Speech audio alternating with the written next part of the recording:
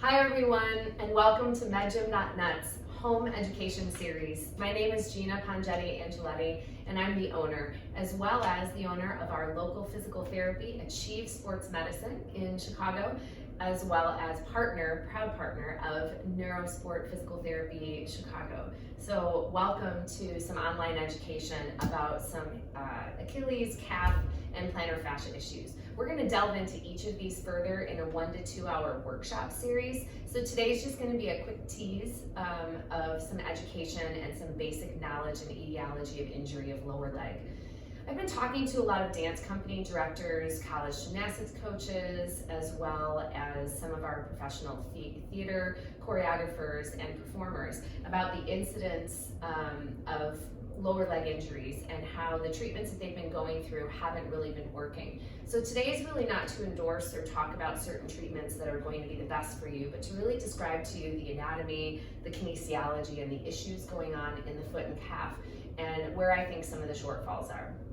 So categorically, we have injuries that we're going to talk about. We have the lower leg injury, which is the calf, made up of the gastrocs, the soleus, and then on the inside of the leg, the muscles that invert your foot, and on the outside of the leg, the muscles that evert your foot or pull you out. Some of them push down and in, or down and out, and some of them pull up and in, or pull up and out.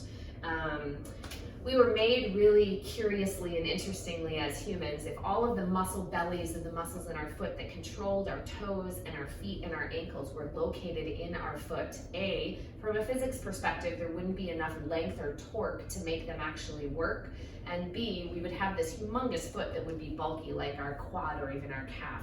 So the bulk of the muscle, just like in our forearm, lives and exists up at the top where the attachment points are, so that the muscle belly can have enough muscle to form force, and then the tendons themselves can be guided behind and around muscles within fascial overlays, within syndesmotic tissue, to make sure that the force and that the motion is guided motion when that muscle is activated. For instance, we have a muscle called our posterior tibialis, cleverly named, being posterior or behind the tibia. Tibia is the inside bone and the fibula is the outside bone. The posterior tib originates all the way up by the knee. The muscle belly sits along and behind the tibia, but the tendon goes behind the ankle and underneath, so that the goal of it is that it is behind the bone, so it pushes down in front of the medial malleolus or ankle bone, pulls up and in, right? So it's responsible for helping to lift the arch, as well as eccentrically absorb strength every time we put our foot down. Very important in barefoot sports, such as dance, gymnastics, and incredibly important in cleated sports like soccer, where you're really always on the inside of your feet because of agility, as well as in skating, where you're actually trying to purposely be on the inside or the outside edge of your blade, right? Outside, we have perineals, which insert all the way up at the fibula and they go all the way down the ankle. We have the perineal brevis, which is in the front of the ankle, which goes up and out. And then we have the longus, which goes behind and actually inserts a little bit on the, tertius in the front, and brevis, which goes to the shorter aspect, and then longus, which goes underneath. Those, of course, are eversion muscles, and those are responsible for essentially preventing ankle sprains, which is why if you go to roll your ankle in and at some point in time you tweaked it and you have a little bit of irritation, most of the time that's because the muscle tried its hardest to push against gravity and motion and force and try to correct that injury that you had. Let's go down to the foot. So let's just do this not specifically anatomically, but for all purpose. You have your heel, your calcaneus, and then you have your metatarsal heads, your first all the way through your fifth. Your fifth, which is your pinky one, is often considered that Jones fracture, where the perineal brevis actually, where it inserts to that fifth met, becomes an issue on ankle sprains, real common in balance beam injuries and skaters as well. So in between these two areas, you have this mush of tissue in the middle, which is where your plantar fascia is. You have plantar aponeurosis. You have your medial plantar nerve, which sits right on this edge and often is an issue and gets entrapped within scar tissue or irritation on the bottom of the foot. Plantar fasciitis, fasciitis is just the irritation of the fascia. Fascia is meant to allow support structure to the bottom of the foot. Of course, every time that we take a step, our arch should drop and then lift again. Your navicular at the head of that, obviously your cuboid moves. Your talus is kind of the saddle, if you will, of your foot to allow the foot and ankle motion to move. How this gets irritated? Two ways. People ask all the time, low arches, high arches, which are worse? Both bad, right? So if you have a really flat arch, your foot's gonna turn, you're gonna turn in, you're gonna have some medial knee pain, you're gonna have lateral compartment compression, but you're also gonna obviously have a foot that collapses down. If you have too high of an arch, every time you take a step from a ground reaction force perspective, the force that you put through isn't going to be springboard absorbed, because your arch, if it's a static versus a dynamically high arch, isn't going to be able to absorb some of that force that you push down with when you take a step. The goal is that it pushes down and it springs back up again. If you have a really high arch, orthotics will bring the ground to your arch so that you don't drop as much, and therefore it doesn't affect up the chain. I'm gonna stand up and you'll just take a peek at my foot while I'm doing this. You can tell, but as I'm standing, if I drop my arch or if I open, you can see my tibia actually rotates in and rotates out as my arch drops. You can actually see my femur actually rotates in and rotates out as my arch drops. If I have completely flat, often people kind of cave in when they land. Gymnasts and dancers often do it because when we turn out, if we're landing skills, it actually pushes that inside of the foot in, which, if you can tell, makes my knee go in a direction where, instead of it being a neutral and going over your second toe, it actually allows it to go in. Stresses your MCL, stretches out your ACL, all kinds of things that you don't want. So let's go back to the orthotic question, right? So if you put an orthotic in a flat foot, you're supporting the foot because it doesn't have that lift or that height support for itself. If you have a really high arch, you want to bring the ground up to your arch so that at some point in time there is some shock absorption that happens in the springiness of the actual orthotic, depending on the material that you use, as opposed to all of it ground reaction force going through your shin. So a couple things that are of big concern to people recently are Achilles tears and plantar fascia issues, right? So let's just talk real quick through those, and then, like I said, we're going to delve into each one of those further. So your Achilles is actually, for the most part, a non-pliable piece of tissue. It is a tendon, and it is the coming together of three of your soleus, which is the deep muscle, which works when your knee is in a bent position, and your gastrocs, which you have a medial head and a lateral head. All three of those come together somewhere around here. We call it the musculotendinous junction. And as those come together, they actually form the Achilles, which inserts into the heel. What are some injuries and how I go through an algorithm of diagnosing somebody with what they're going through? Well, you have a bursa in the back because the Achilles sits where, if there isn't a bursa, every time it moves, it would rub against the back part of the calcaneus. You can have a posterior ankle injury called as trigonum. You can have bursitis of that bursa. You can have insertional Achilles issues right at the bottom of that heel where the actual Achilles inserts. Often those are characterized by not only pain in the back of the heel, but what we call a splay injury, so that it actually feels like someone is squeezing the back of their Achilles. A calcaneal fat pad injury can sometimes be misconstrued as an Achilles injury. You can have tears of the actual Achilles tendon from either landing short or a hyper dorsiflexion, if you will. You can have issues up trigger points in the calf. You can have tears of the actual gastroc or soleus, posterior tendon issues, shin splints, which are actual shin splints with stress fractures in the tibia, fake shin splints I call it, where the syndesmotic tissue is irritated and or some of that longitudinal attachments are pulling away because of a lot of pounding and running. We'll address that at a different time.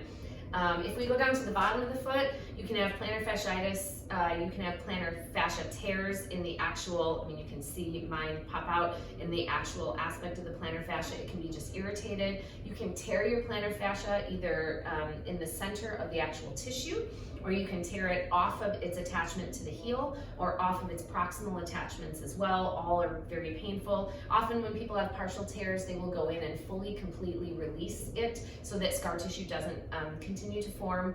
Oftentimes they will go in if there is that medial plantar nerve entrapment and take the actual nerve, which sits under a hood, so that it travels properly, and they'll actually go in and whittle their way through to release that nerve from its surroundings. Often people will reform scar tissue, so some good surgeons will layer in other aspects of fascia or something viscous so that that nerve can actually glide freely, pulling a bunch of scar tissue off. You can have neuroma pain on the top of the foot that actually presents as pain on the bottom.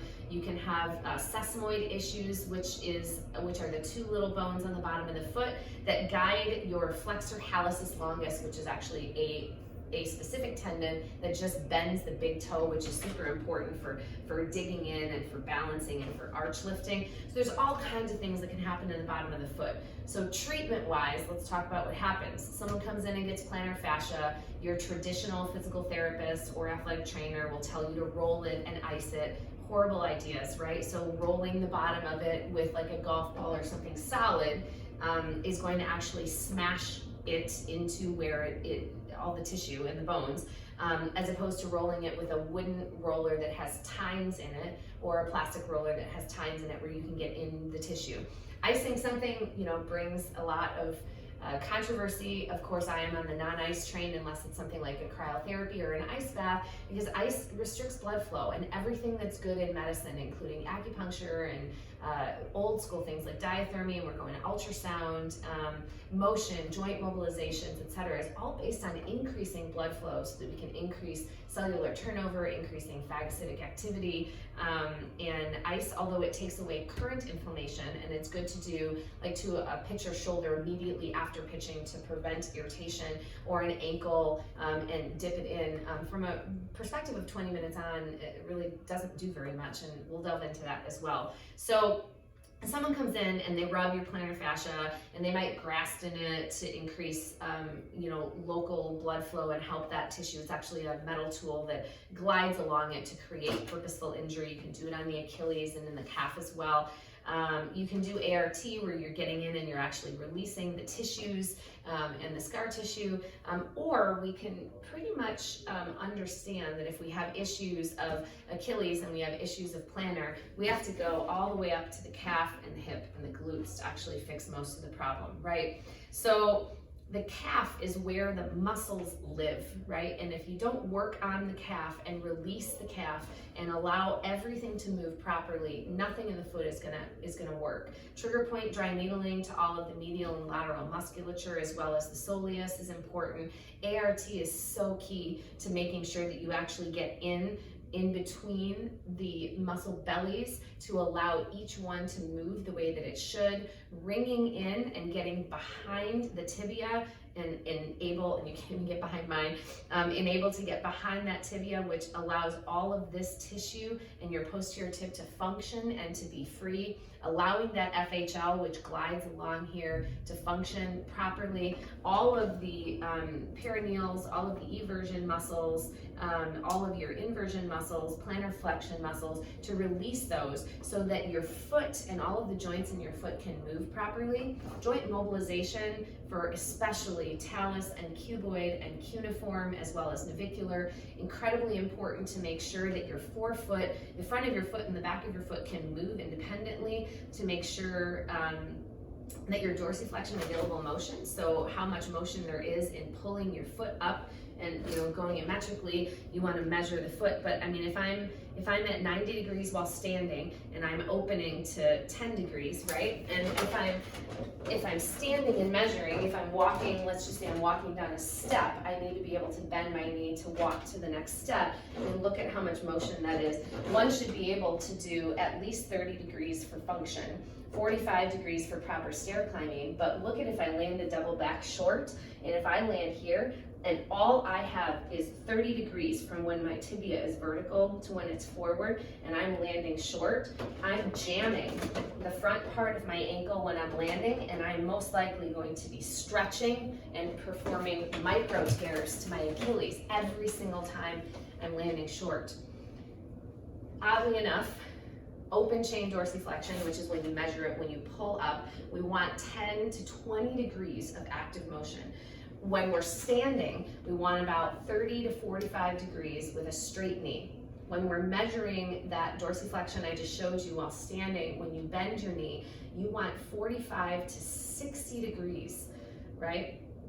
That's 60 degrees of available motion, because if someone lands short and they still have motion and their heel is actually on the ground and gravity is coming down with someone's chest being down and the weight is pushing into it, you're either going to tear your Achilles, jam the front of your ankle, and cause other issues. We see a lot of talar dome issues, talar dome bruising, OCD, osteochondritis dissecans, but we also see a lot of chronic micro tearing of the Achilles, which makes it thicken and it makes the attachment issues a problem. Most of the time when someone tears their Achilles, unless it's a freak accident, if you look backwards, you would be able to have known that something like that was going to happen based on the arthrokinematics of their landings, right? Kinesiology. From a strengthening perspective, super important to do your 4-way ankle bands, super important to do your intrinsic foot motion, sit on the floor, make sure you're picking up your marbles and you're tenting your arches. Really important to do what dancers do and actually push halfway down, demi, and then pull up and open, making sure that you actually work on that pinky toe opening so that you can work on the stability of the outside of the ankle. Lots of balance on uneven surfaces, Airex pads, right? Straight knee, bent knee, straight knee and bent knee with motion in this direction, with motion in this direction, and with motion in this direction, which is all 3 planes of motion, right? But most importantly is that manual therapy to the upper. You can do some things on your own by taking your trigger point balls, put one on the bottom, put one on top, and working behind that shin to release the tension of all of those muscles. You can move the bottom one down, that's just the counterpoint to work that as well. You can use trigger point products, regular foam rollers just aren't enough for this, and make sure that you're rolling your calf, make sure that you're rocking back and forth, make sure you're doing gliding motion with it. You can put your leg on top, but you can also put your foot on top so that when you're lifting, there's more motion to it. Super important to release. From a strengthening perspective and kinematics perspective, the balance to an Achilles is your glutes, right? So when your glutes and your hamstrings, when you're landing something eccentrically and you want your calf to work to slow down the progression of your shin moving forward, your glutes, you are going to be hip flexed at the same time, and your glutes, which naturally extend your leg, right? So your glutes take your thigh and move them backwards. When you're landing something on the ground, picture the floor down there, you're actually leaning forward, which is still your glutes working to disallow your chest to falling forward. Majority of programs do a lot of plyometric work, a lot of running work, but don't work on as much the eccentric aspect of deadlifting, the eccentric aspect of an RDL, or a hip extension machine, or a hyperextension machine. And I think that that's really important, and I think we're lacking in that. We have a lot of questions about plyometrics and is jumping too much for conditioning in a sport that already allows you to jump? Well, my answer would be, I mean, a gymnast, a dancer, someone on stage dancing in anything, Hamilton, Mary Poppins, doesn't matter, is doing a lot of releve work and plantar flexion work to begin with when they're jumping. But the problem is they never do a full motion all the way up and control down, because it's in the midst of choreography and performance. So making sure that we work on eccentric, where 2 foot up and then 1 foot down with all your body weight, or loaded eccentrics is really important. Some people are naysayers of that, but when you add force into tumbling and you're at 3 to 5 times your body weight, you got to put sometimes 2 to 3 times your body weight on the muscles in order to strengthen them, to prepare them for what functionally is going to happen anyway, right? Doing a lot of jumping jacks, a lot of short, fast twitch muscle work is important, but honestly, a lot of injuries happen on takeoff and set. but a lot of injuries happen when landing short too. In theatrical shows, when people are fatigued and their glutes and their quads and their hamstrings aren't working together, a lot of strains happen from actually trying to get the motion to come from the ankle, as opposed to making sure that the force of the motion of vertical jumping and any sort of choreography comes from the hips. So manual therapy wise, Graston in order to restart the injury process is important. Bruising is too much, so just make sure you're careful. Trigger point dry needling is absolutely essential to take that guarded muscle that doesn't want to lengthen and will guard and tighten, which will make that Achilles pull off that calcaneus more and make sure that that's relaxed. Remember, trigger point dry needling fixes up here, not here, right? It fixes that responsive nature, not necessarily not necessarily like a manual trigger point or massage therapy. You want to make sure cupping is important to make sure that there's local blood flow everywhere. ART is essential in the foot, in the intrinsics, joint mobilization of all of the ankle and the foot to make sure that the motion is there, and then movement analysis, right? Dorsivy is amazing software. We do it all here in the office where we can analyze your jumping, we can analyze your reaching and your leaning, what your foot does, your ground reaction force from a physics perspective with ground contact, and to see how much force is actually coming through as opposed to what is being absorbed and managed by your hips. So we're gonna do a separate Achilles one, a separate plantar fascia one, and then a lower body strengthening for the prevention of issues that go on in the ankle. So make sure you stay tuned for that. You can hit medgym.net for sure. You can go to achieveorthosports.com and check out all the links as well. Thanks, and be well.